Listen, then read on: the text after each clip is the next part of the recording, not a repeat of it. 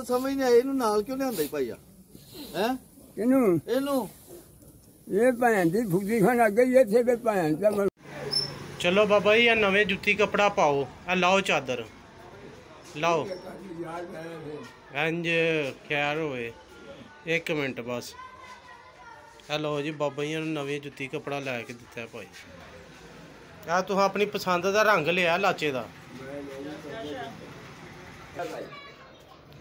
हाँ जी पसंद जे ना लाचा नवा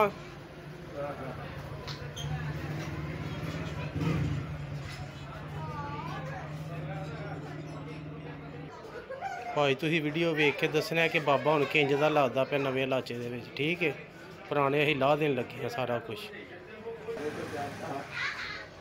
ओ खैर भाई बाबा दे जवान है मैं कि मैं ला दियां बाबा कहंदा नहीं मैं आप ही ला लांगा। क्या बात है बाबा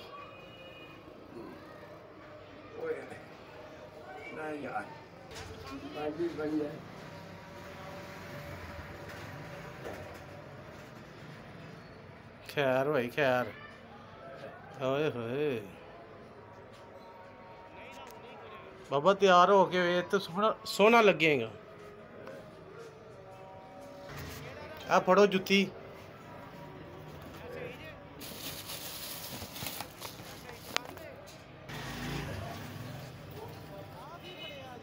ये पसंद दी लई है बड़ी सोहनी जुत्ती बाबा तेरी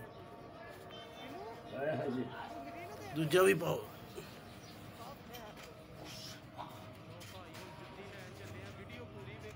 क्या बात घुट के पै गए हैं फिट आई है खुश हो गया ते लोई ते रह गई है लोई भी लैनी है जे हाँ वेखा लोई पई लो जी लोई भी पाओ लवो नवी लोई सारे लोग कहते हैं पार्टी दी अं पार्टी भैया पर सुट दी पुरानी जुत्ती भी सुट दी।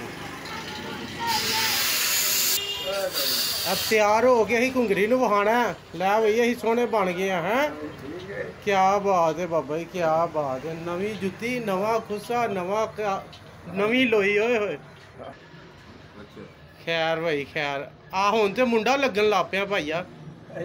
हाँ जी वो तो वेखिए ना जरा ओए होए क्या बात। हाँ जी बाबा जी हाँ जी कैसा लगदा पिया ये हुण वेखण वाले दसन के कैसे लगते पे असीं ते अपनी भाई पूरी कर दी गल। नवी जुत्ती लाचा लोई है खुश हो गया बाबा जी बड़ा खुश हो गया। क्या बात है बाबा जी लो भाई जान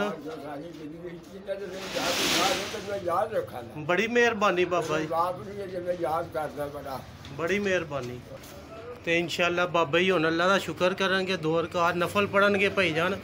ये साडी दुकान 'च ही साडा मसला पिया होवे ते कहंदे ने ना बाबा जी गालां ही कढदे बाबा जी अल्लाह ताला दी इबादत भी करदे ने भाई।